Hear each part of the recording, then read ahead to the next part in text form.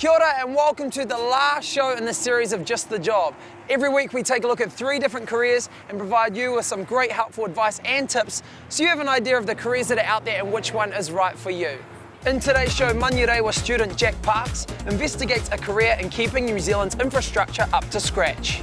Waylon Brown from the Coromandel looks at a career with the local seafood industry. And we fly Melissa Hoff from Wellington to Auckland to sample a career with Housing New Zealand. But first up, Jack's keen to keep New Zealand ticking over, so he's checking out a career with works infrastructure. My name is Jack James Park. I'm 18 years of age and I live in Manurewa and I go to Manurewa High School. I'm thinking of pursuing civil engineering because I like to be hands-on. I'm that type of person. To find out what's required to undertake an apprenticeship in civil engineering, Jack will spend time at Works Infrastructure and be mentored by branch manager Henare Clark, who's been in the industry for 29 years. I think a willingness and an ability to learn is what we're looking for. You want people that are going to be able to pick up concepts, and I think enthusiasm helps it.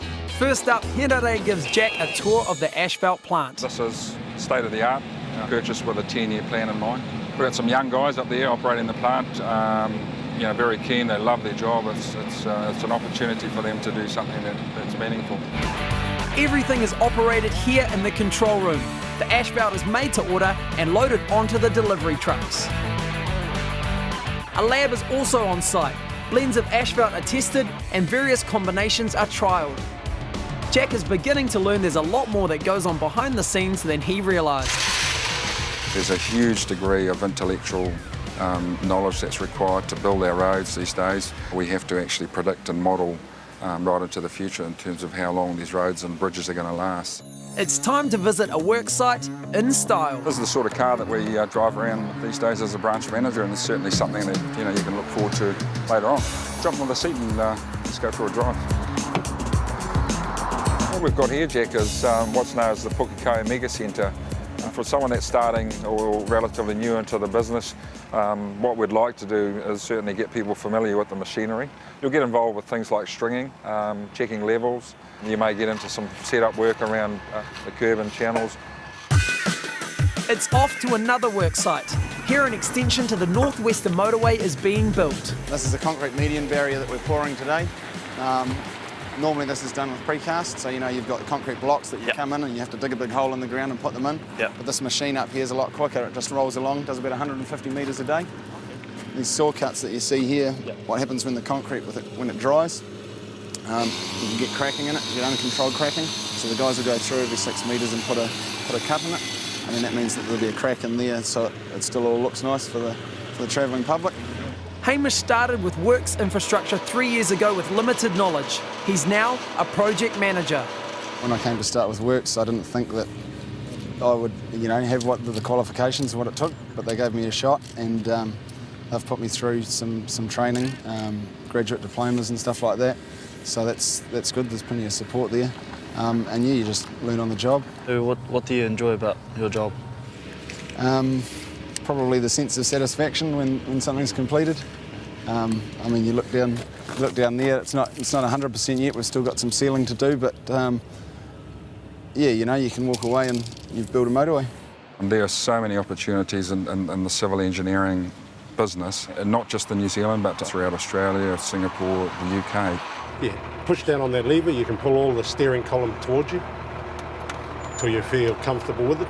So this side here lifts and lowers this side of the blade. The other one there does the opposite. Yep.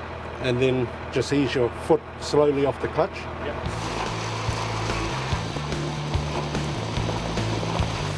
You sure you haven't been on one of these before? Felt like I was on top of the world, all the way up here, controlling, actually making a road instead of driving on it. As well as on-the-job training, a certain amount of theory is required. Infratrain support and monitor the apprentices' progress, helping them to obtain national certificates in their chosen field. We'd like them to go through and become qualified. One, because it's good for them. It increases their earning capability, gives them hey, I've passed and I've qualified, and I am a civil engineer. And if they get that and there's a bit more enthusiasm, there's a big flow-on effect. Once qualified, is there money to be made in infrastructure? Because of the shortage of civil engineering people, the money side of things is phenomenal at the moment, and it's not just in New Zealand, it's overseas as well. So all in their hands. You know, if you want to earn big money, put on the miles now and it'll happen. This is called a dipper. As you can see, I put it in the ground like that, and this is measured to 42 mil, and if it's flush with that, that means it's perfect. But if it's not, they have to tweak it over there, and I have to sell them. Yeah. So does Jack have what it takes? Jack went extremely well, you know, hopping on the machinery and giving it a go. That's what we're looking for. You know, we're looking for people that want to give it a go, that are enthusiastic about it. Brilliant guy, and certainly if he's available when he finishes school, then more than happy to take him on. My experience for me has been really good. Like, I've learned it's not just the road, it's everything you add, like making a cake, I guess. Putting all the different ingredients together just to make that one sort of section. It's been really awesome. Infratrain New Zealand Limited offer a wide range of nationally recognised qualifications which require on-the-job training as well as off-the-job theory. This allows apprentices the opportunity to earn while they learn. As part of their training, licences will be gained to operate machinery. Support and guidance is provided by Infratrain New Zealand Limited throughout an apprentice's training. For further information, call 0800 486 626. Jack, well done mate, awesome stuff. Now coming up, we head to Coromandel to the Firth of Thames, where Waylon gets to see what it would be like to work in the seafood industry. See you right after this.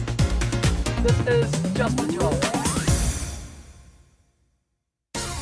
Welcome back to Just the Job, where we look at a whole lot of options to help you learn more about what you could be doing as a career.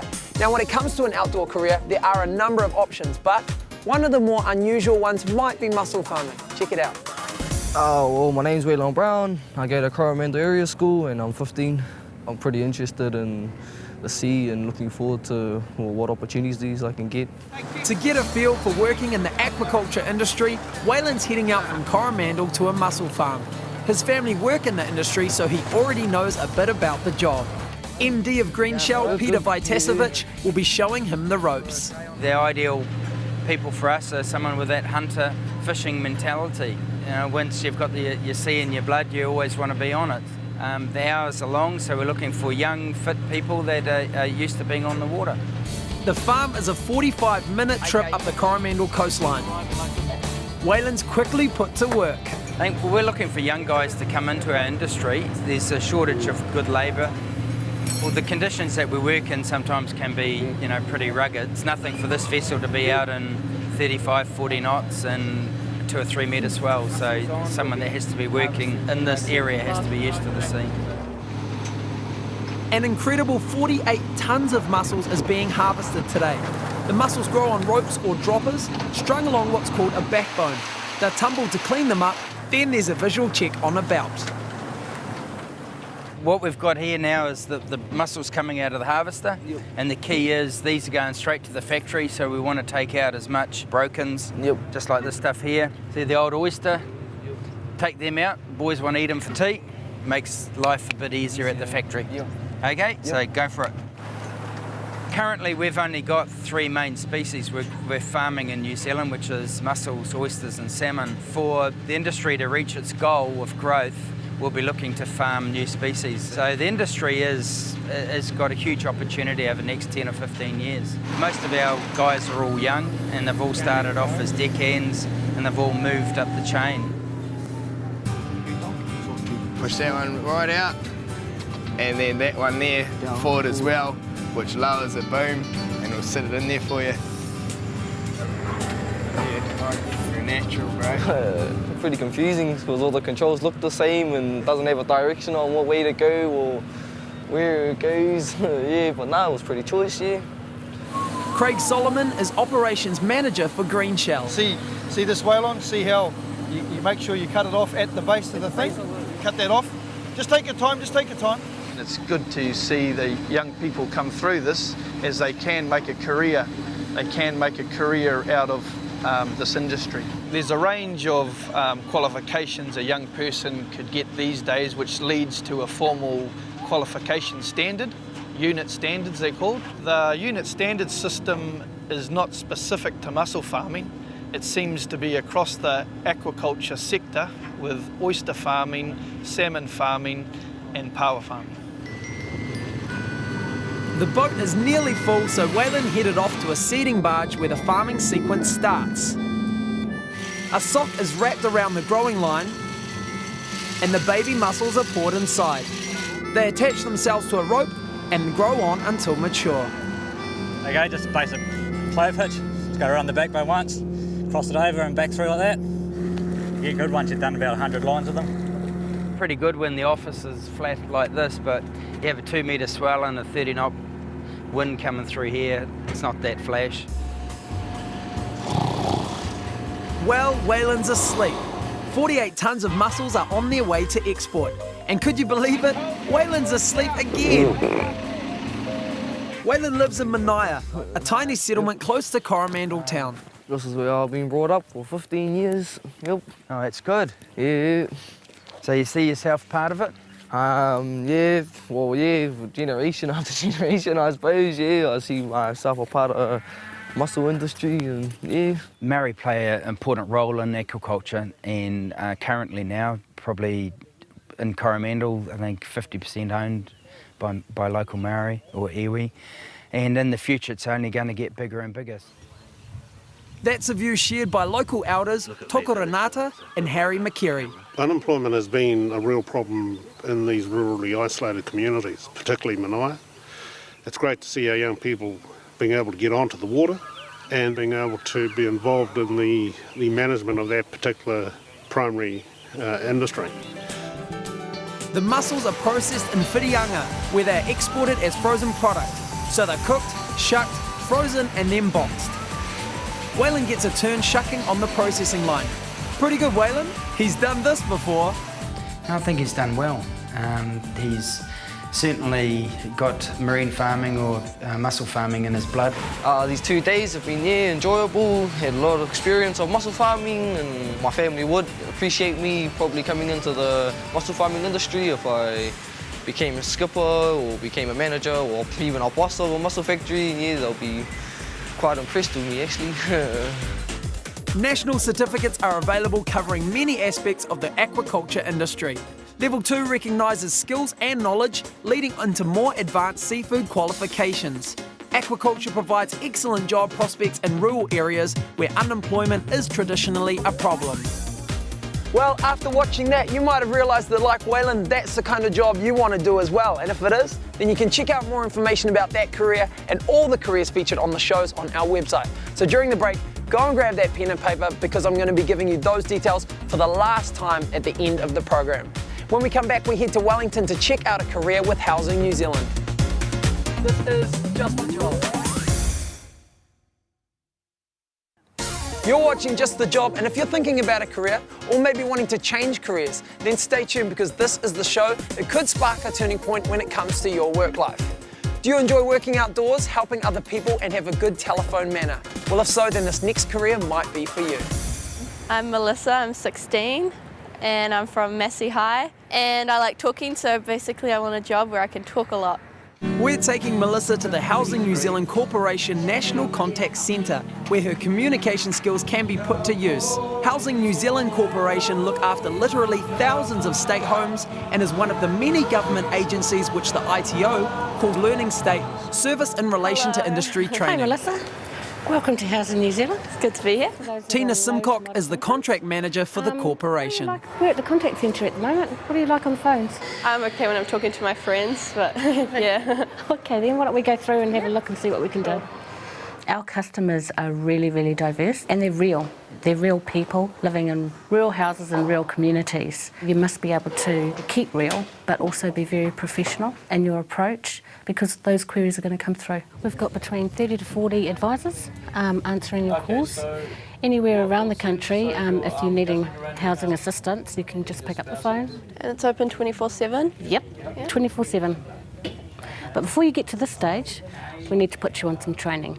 Okay, just take a seat round the table where you like. The exercise Melissa is going to do will help her understand people she can't see, dealing with situations they may have difficulty explaining well. Talkers, I want you to hold your piece of paper so that nobody else can see what's on it, please. Okay, Melissa, first of all, I want you to draw a rectangle at the top of the page. Melissa has to interpret instructions to draw a diagram she can't see, mirroring the sorts of skills used by contact centre workers. From the left-hand corner, the bottom... The skills gained in the call centre are adaptable and can be used in both government and private sectors. The advisors should be adequately trained and be able to hold enough information to be able to impart that on to the caller. They should be able to be directed or informed correctly as to who does what, where and when. Okay, so if you two have finished drawing, I want you to turn together and compare your pictures round this way. It's not bad at all. The $11.4 billion state housing portfolio is the government's single largest financial asset. We have 67,000 properties which we lease out, so we've probably got about 180,000 tenants. So it's a lot of New Zealanders that you look after if you work for Housing New Zealand. After a lesson on the database, Melissa is ready to listen in on some real calls with advisor Francis. It's a very, very job and exciting because we don't really know what they're calling up about or what the situation is when they do calls. Good morning, you're speaking with Francis, how can I help? You may get calls relating to floods that are outside your control, and it may mean that you have to advise them to take another path, like go and stay with a friend, go and stay with family, actually physically leave the home that they want to stay in. But due to health and safety reasons, you just can't get a contractor out there on time.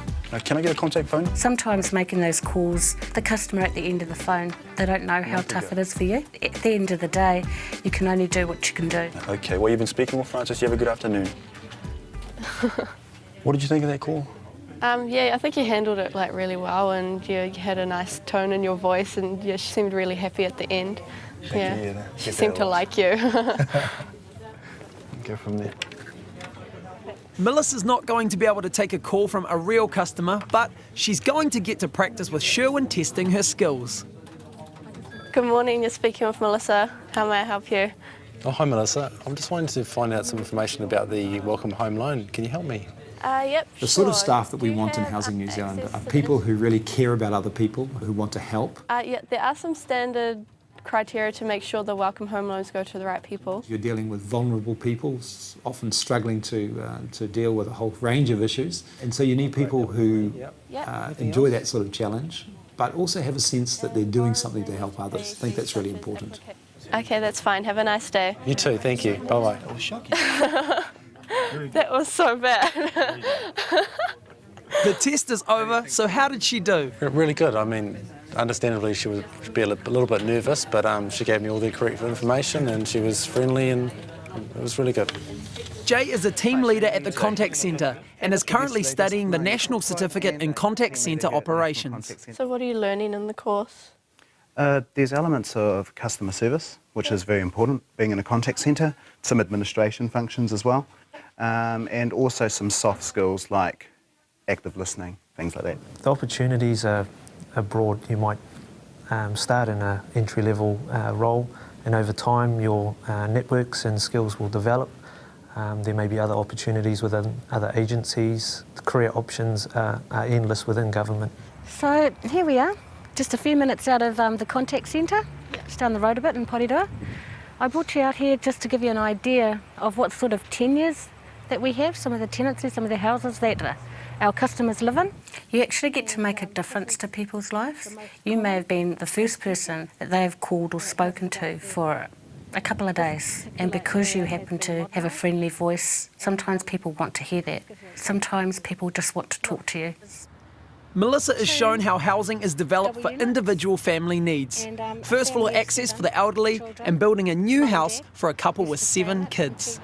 For them, it's a 5-bedroom house and it's a chance for them to eat together, be together and live a bit more healthily. The whirlwind tour of Wellington stops outside Parliament and a chat with Operational Policy Manager Gary Williams, who started out managing rental properties in Mangere and 10 years later ended up working at the Beehive. So the really neat thing I've found about the corporation is that if you're willing, There are so many opportunities to progress your career. If somebody had have said when I started with the corporation that within 8 years I would be working in the Minister of Housing's office, I would have said you're absolutely crazy. But those are the sorts of opportunities that are there, and the corporation is very supportive of the professional development of its staff.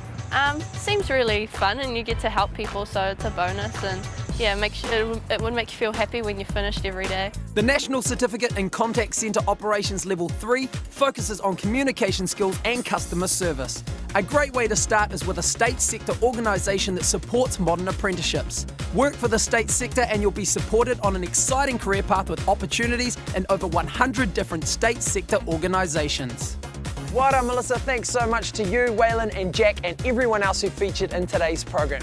Today, there are literally thousands of careers out there, and deciding which one's right for you can be a really hard decision to make on your own. So we certainly hope our programs have helped you to decide.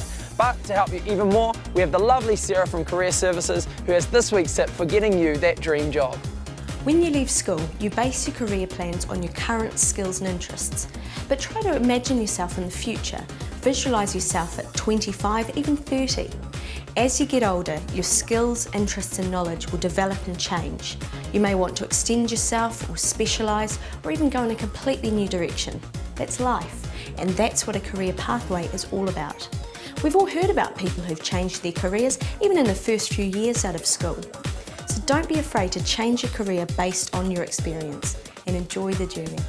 Well, that's it for this week and this series of Just the Job, but we'll be back again soon with more career options for you to consider and more advice and tips on how to get your dream job. As always, all the information about the careers you've just seen and for more info about how to make that right career choice can be found by going to our program website. And that's at www.tvnz.co.nz and enter the keywords Just the Job. Happy hunting, I'll see you soon.